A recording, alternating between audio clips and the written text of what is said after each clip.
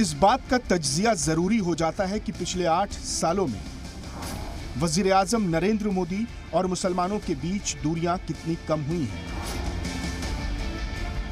तो सबसे पहले जानते हैं कि अपने अहद हुकूमत में वजीर आजम ने कौन कौन से बड़े फैसले मुसलमानों के हक में किए।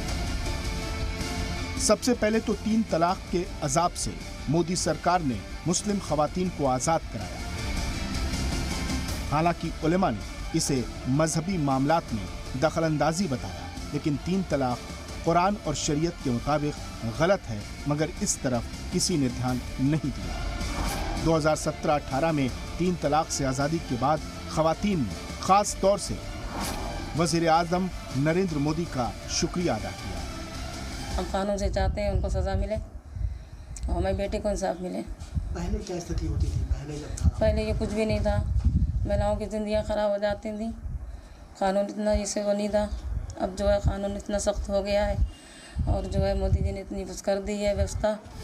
इसके अलावा 2018 में बिना महरम के खवातीन को हज पर जाने की इजाजत का फैसला भी बड़ा फैसला था।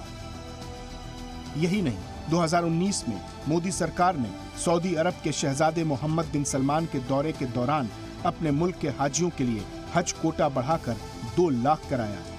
इससे पहले मनमोहन सरकार में हज का कोटा 1,35,000 था। इंडोनेशिया के बाद हिंदुस्तान दूसरा मुल्क बना जहां से इतनी बड़ी तादाद में आज़मीन हज करने के लिए जाते हैं। तलाक और हज जैसे अहम फैसले के बाद वक्फ जायदादों की बर्बादी को लेकर भी मोदी सरकार संजीदा नजर आई और मुल्क की तकरीबन 6 लाख से ज्यादा वक्फ जायदादों के दस्तावेजों को डिजिटलाइज कराया ताकि इसके रिकॉर्ड से कोई छेड़छाड़ न करने पाए। इन सब के अलावा हाशिए पे चल रहे पसमानदा मुसलमानों को मेन स्ट्रीम में जोड़ने की पहल से भी मोदी और मुसलमानों की नजदीकियां बढ़ी हैं। ब्यूरो रिपोर्ट, जी मीडिया।